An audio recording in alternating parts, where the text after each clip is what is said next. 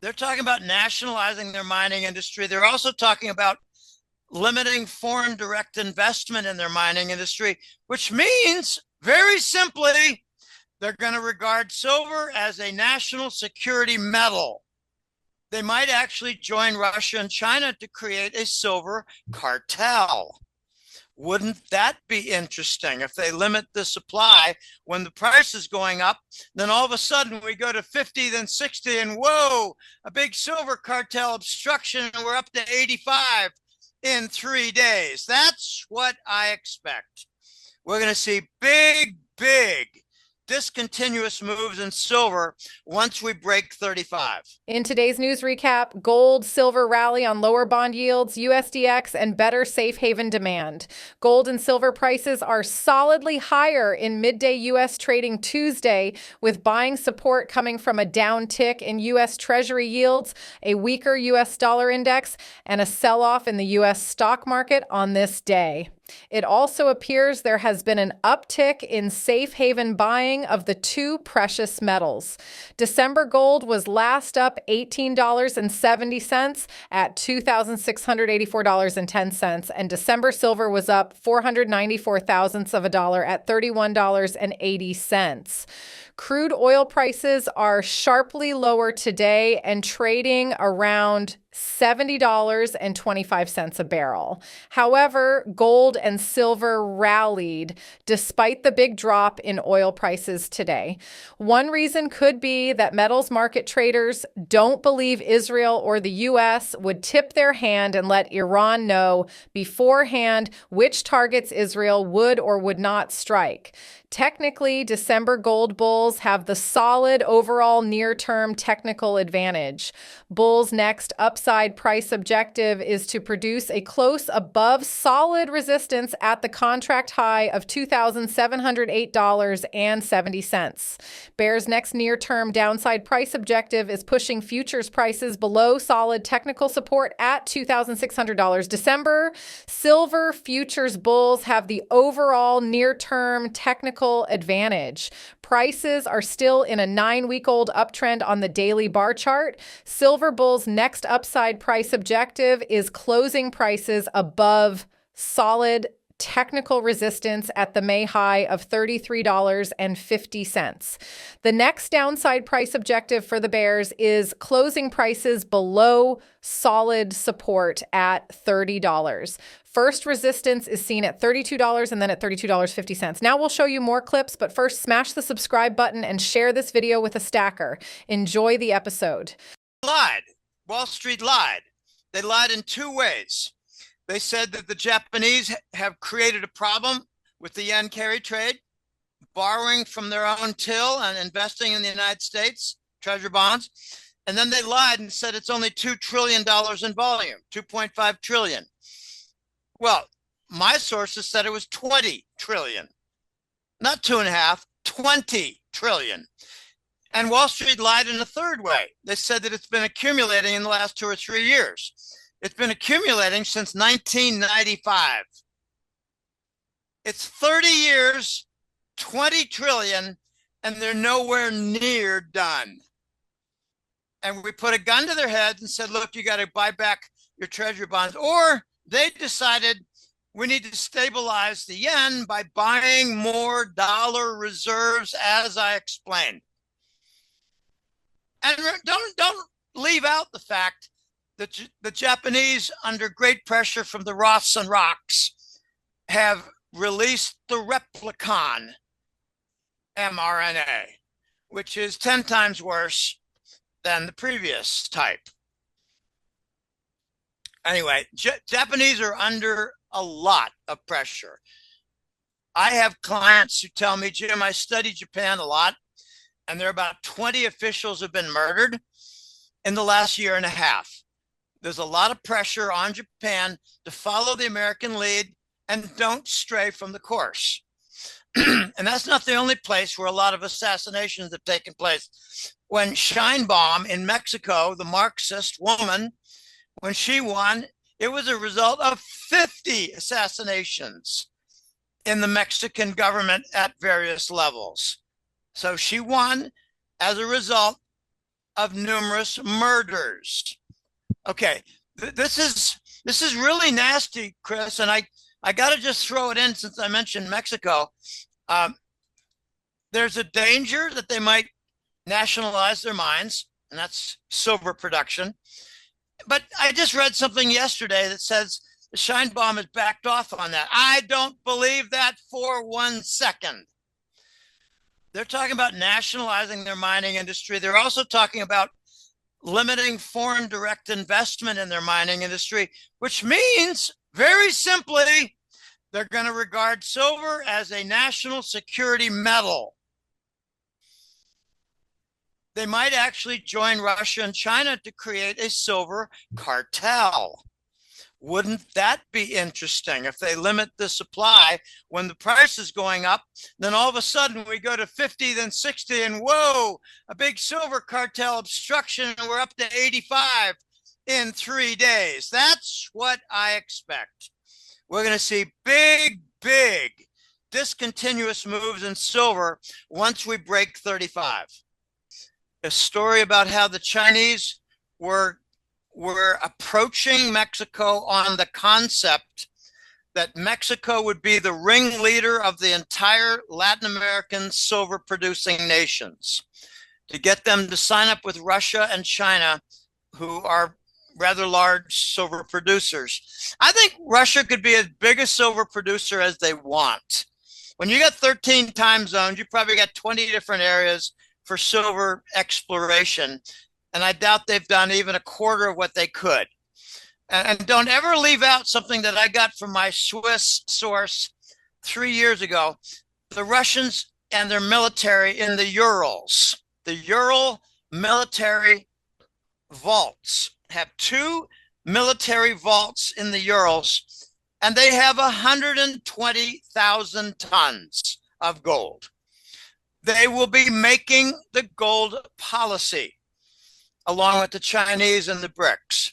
The BRICS are going to be run by China and Russia with strong support from India and Iran, which I like to call Persia. I got a Persian client, and he said, Jim, it's the West that calls us Iran. We call ourselves Persian Empire. And we're a 5,000-year empire, and we don't get pushed around. In today's news recap, why silver investors should pay close attention to copper. For most investors, gold and silver are inseparable, like peanut butter and jelly or 2 peas in a pod. This mindset leads them to look at gold for signals on silver's future price movements and vice versa. Although silver's price is indeed strongly influenced by gold, few realize the significant role that copper also plays in shaping silver's price movements. To understand the price relationship between 2 assets, examining their correlations can be highly insightful. Not surprisingly, gold and silver exhibit a strong correlation. What's particularly striking, however, is the strong correlation between copper and silver. The strong price relationship between silver and copper is clearly reflected in long-term charts of the silver to copper ratio, which has remained remarkably consistent over time, despite periodic fluctuations around the average of 6. The close relationship between silver and copper can be attributed to factors influencing both supply and demand. From a supply standpoint, silver is seldom mined on its own. Instead, it is typically a byproduct of copper and other metal mining such as lead, zinc, and gold. On the demand side, both silver and copper have substantial industrial applications, driving significant industrial demand for both metals. While silver is often grouped with gold, it differs significantly in its demand profile. The majority of silver demand comes from industrial use compared to just from investment. Furthermore, the rapid growth in industrial demand for silver likely explains the rising correlation between silver and copper in recent years. In contrast, gold demand is largely fueled by investment and jewelry, with much of that jewelry also serving as a form of investment, especially in developing countries like India and China. Both copper and silver are far more sensitive to the economic cycle compared to gold. For instance, when a recession looms, both copper and silver prices tend to decline decline in anticipation of reduced industrial demand. Conversely, when the economic cycle is on an upswing, both copper and silver prices typically rise in anticipation of increased industrial demand. Gold, by contrast, is traditionally viewed as a safe haven asset that investors turn to during times of crisis. Now we'll show you the best clips of the latest interview, but first smash the subscribe button, turn on notifications, and share this video with a stacker. Enjoy the episode. I had graduated from college, and it was 1973, and Nixon was president, and we had the wage price freeze, and then we had the untold story of Kissinger creating the oil embargo. It was not the Arabs who did that. It was Kissinger. And it was Kissinger who recommended the fourfold increase in the oil price. It was Kissinger who recommended the recycle of oil surplus, petro surplus, recycle in the treasury bond. It was Kissinger who created the Exchange Stabilization Fund with a 20% tax on all OPEC oil sales. Went straight to the New York Fed for the ESF. It was Kissinger who did all this, and it was all behind the scenes operating as a Rockefeller agent while he was, I think, prominently positioned as Secretary of State under Nixon. And I remember all of that. And especially when I was driving down to Tallahassee, Florida, to entertain an offer for a fellowship in the statistics department at Florida State. And it was really difficult to find gas stations that were open on the return trip. Very difficult to get gasoline. Anyway, this is that's back in my mind. Now, the reason I bring that up is that it created OPEC. In 1972, there was no OPEC. In 1973, they had tremendous power. They limited the oil supply. We had a quadrupling of the oil price. The petro recycling came into effect, and the United States promised to keep the entire region destabilized so that the Persian Gulf nations would continue to buy U.S. weapons. So we not only taxed them 20% on the OPEC oil sales, we required them to buy military weapons in a big way while we kept tensions constant. And the part that blows the entire story apart is that the Saudis hired Mossad to run their security for the royals. What does that mean? It means a fabricated tension in the region. Now, the reason I brought that up is that OPEC was created. Now imagine that there's a silver OPEC. Let's just call it Silver Pack, okay? Silver Pack. Imagine Silver Pack, and they got a new minister of Silver Pack, and they decide they're going to cut back silver production by 10 or 15% because they don't like something in the global situation. So Silver Pack cuts back on silver production, and the silver price goes up $10.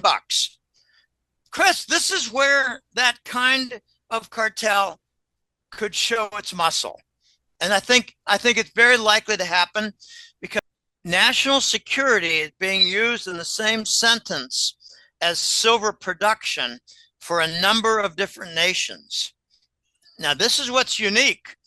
I had never heard of Mexico talking about national security with respect to mining, with respect to silver reserves. We'd heard about Mexico and developing a silver-backed peso, but we never talked about national security for silver output and silver reserves. This is all very new, Chris, and it's only going to get more intense when it becomes very, very clear how nation after nation is going to be very motivated to put to use energy production and various technology that's very dependent on silver. I remember it was Neumeyer of First Majestic. This was about 5 years ago. Keith Neumeyer, is that right? Yes. Yeah. I sometimes call him New Bayer, but it's Neumeyer. He held back on some of his silver production and put it into inventory and pissed off Wall Street. And that was 5 or 6 years ago. He knew that the price was artificial. The trouble with the mining companies is they need to sell their output in order to keep their operations going. Wouldn't it be wonderful if they got tens of billions of dollars in white hat secretive white hat funding so they could hold back on their output and build their inventory and say F you to Wall Street, not share their output with Wall Street at an artificially low price and say, what do you think of Jim's take? Do you agree with him? Do you think the silver cartel will push silver price to the moon and beyond? Or do you think this is just nonsense? Post in the comments section down below your honest opinion and share with the stackers your plan if BRICS takes over. Thanks for watching. Now watch this video right here because it's a perfect fit for you. I'll see you on the other side.